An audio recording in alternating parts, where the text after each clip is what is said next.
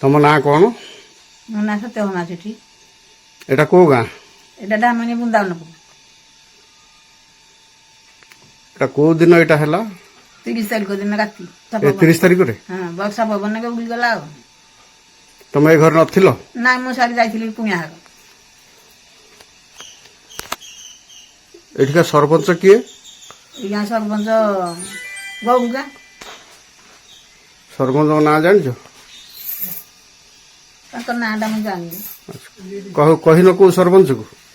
ମୁଁ ଆମ ସରପଞ୍ଚକୁ ଜଣେଇଥିଲି ଖଣ୍ଡୁଗାଁ ଯେ ସେ ନାହିଁ କଲେ। କଣ କହିଲେ? ସେ କହିଲେ ଏଇଟା ଆମ ଏରିଆ ନୁହଁ, ଆମେ ଏଠି କଣ ବିଚାର କରିବୁ। ତମେ ଏକୁଟିଆ ରହୁଛ ଏ ଘରେ? ମୁଁ ଏକୁଟିଆ। ସେଦିନ ନଥିଲ ରାତିରେ? ନାଇଁ, ମୋର କେହି ନାହାନ୍ତି ତ ମୁଁ ଆସିବୁଟା ଆଉ। କୁଆଡେ କୁଣିଆ ଘରେ ଯାଇଥିଲ? ହଁ, ପୁଅ ନାହିଁ, ଝିଅ ନାହିଁ, ସ୍ୱାମୀ ନାହିଁ, କେହି ନାହାନ୍ତି। ଆଚ୍ଛା, ହଉ ହଉ। ଏ ବିଡିଓ ଆସିନାହାନ୍ତି ମଧ୍ୟ ଏଇ ଏରିଆର? ନାଇଁ। କି ଆରଆଇ ଫାରାଇ କେହି ଆସିନାହାନ୍ତି? ନାଇଁ, କାହାକୁ ଜଣେଇନି ଆଉ।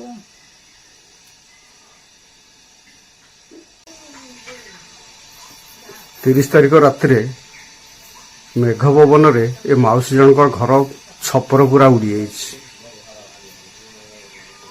ଘରେ କେହି ନଥିଲେ ଅବଶ୍ୟ, ସେ ମାଉସୀ ବି ନଥିଲେ, କୁଣିଆ ଘର ଯାଇଥିଲେ। ସେ ଥିଲେ ବି ତାଙ୍କର ଜୀବନ ପ୍ରତି ବିପଦ ଥିଲା।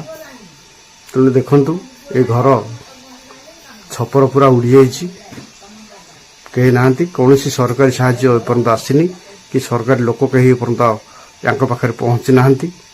ତେଣୁ ଆପଣମାନଙ୍କୁ ଅନୁରୋଧ, ଆପଣମାନେ ଏ ଭିଡ଼ିଓଟିକୁ ବହୁ ମାତ୍ରାରେ ସେୟାର କରିବେ, ଯେମିତିକି ଏ ମାଉସୀ ଜଣକ ସରକାରୀ ସାହାଯ୍ୟ କିଛି ପାଇବେ।